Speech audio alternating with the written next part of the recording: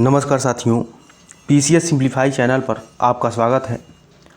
जो हम लोग डेली जनसत्ता संपादकीय देखते हैं उसी में जो आज का लेख दिया हुआ है, हम लोग के जो सिलेबस है आर.ओ. यूपी पीसीएस का, जो मेंस का जो एसए लिखने के लिए आता है, उसमें देखें तो ये सामाजिक क्षेत्र से संबंधित आज का जो है लेख ये दिया हुआ है।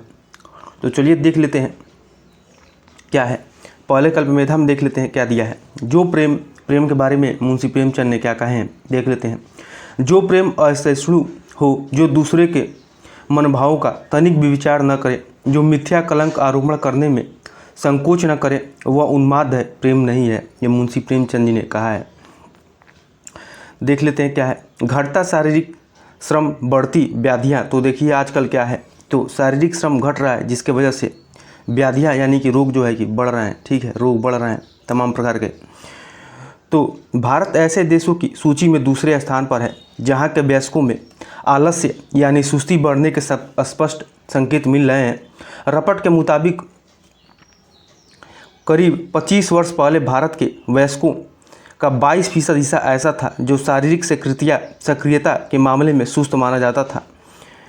किसी देश में सेहत और बीमारी का संबंध सिर्फ इलाज की सहूलियतों और आबादी की तुलना में उपलब्ध अस्पतालों और डॉक्टरों की संख्या से हो जरूरी नहीं है। लोगों को कई रोग इसलिए भी घेरते हैं क्योंकि उनकी दिनचर्या सेहत से जुड़े कई कायदों के मुताबिक नहीं होती है और लोग ऐसे दिनचर्या अपनाते हैं जिससे उनके बीमार पड़ने की आशंका कई गुना बढ़ जाती है। ऐसे कई अध्ययन और सर्वेक्षण हुए हैं जो बताते हैं कि हमारे देश में साधन संपन्नता बढ़ने के साथ लोग अपने दिनचर्या और स्वास्थ्य को लेकर ज़्यादा लापरवाह हुए हैं। ऐसा ही एक अध्ययन हाल में द लेसेंट ग्लोबल हेल्थ पत्रिका में प्रकाशित किया गया है। इसमें दावा किया गया है कि भारतीय शारीरिक सक्रियता के मामले में दूसरे कई देशों के नागरिकों से क्या है तो काफ़ी पीछे है।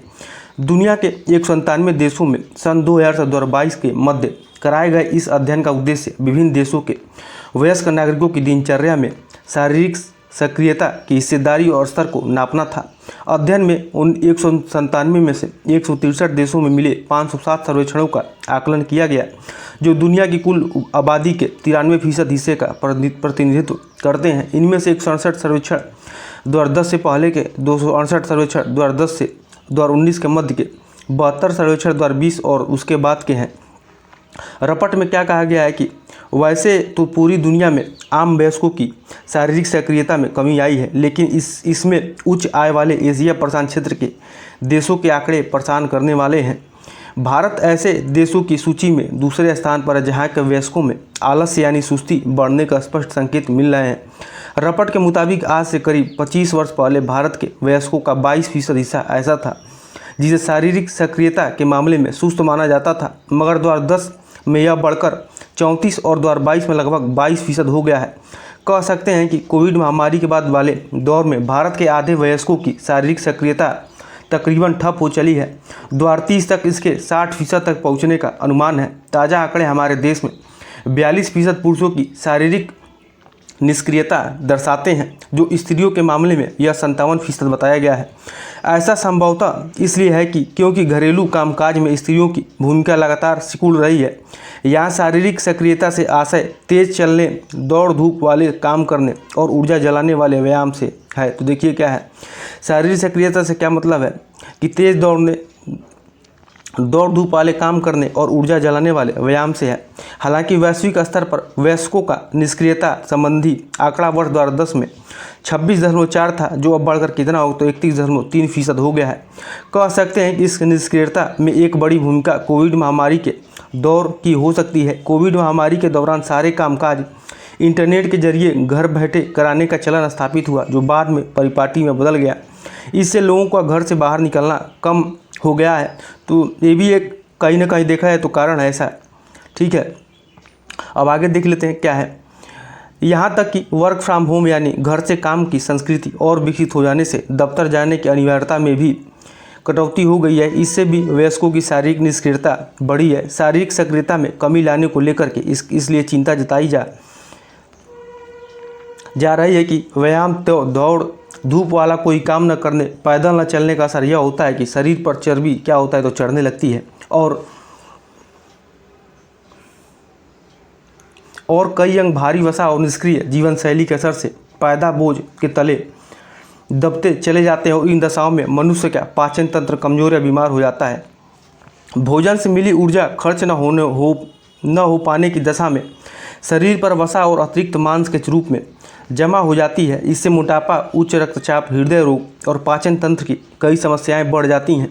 इन बीमारियों को जीवन शैली संबंधी बीमारियों के रूप में पहचाना जाता है, जो दुनिया के लिए एक बड़े स्वास्थ्य संकट की तरफ सामने आ रही है। विश्व स्वास्थ्य संगठन ने 2017 में अपने एक बृहद अध्ययन में बताया था कि भारत में 61% गैर संक्रामक मौतों के पीछे लोगों की निष्क्रिय दिनचर्या है। कितना, तो देखिए यहाँ पे 61% जो है कि गैर संक्रामक मौतों के पीछे क्या है, तो निष्क्रिय दिनचर्या है। दुनिया के 19 लाख लोगों की दैनिक शारीरिक सक्रियता का अध्ययन करके पेश की गई इस रिपोर्ट में विश्व स्वास्थ्य संगठन ने अंदाजा लगाया था कि इस वक्त दुनिया में करीब 140 करोड़ लोगों की शारीरिक सक्रियता काफ़ी कम है।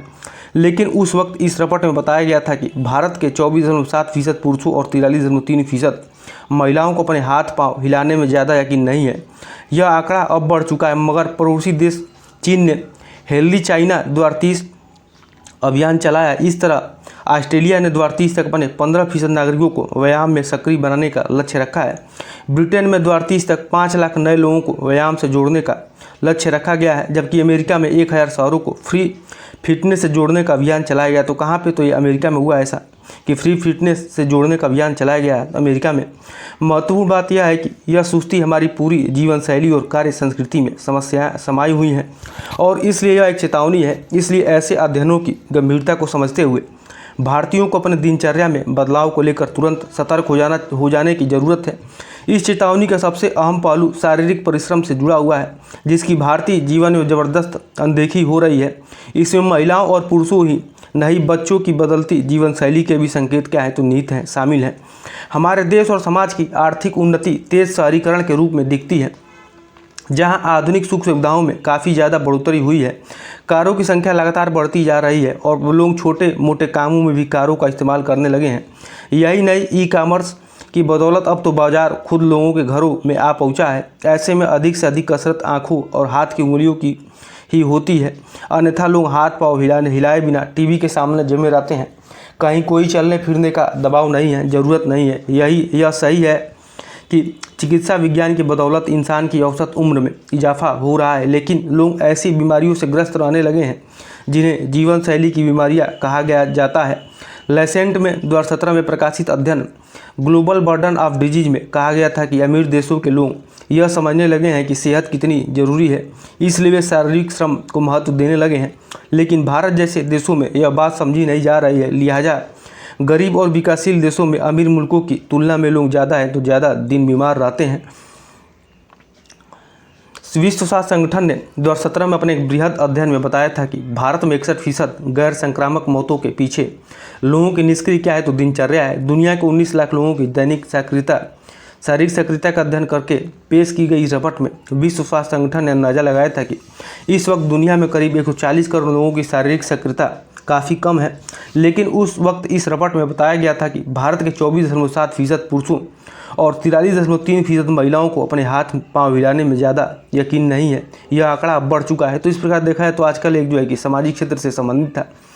तो आज के लिए इतना ही, जल्दी मिलते हैं फिर। तो आज के लिए इतना ही, बहुत बहुत धन्यवाद।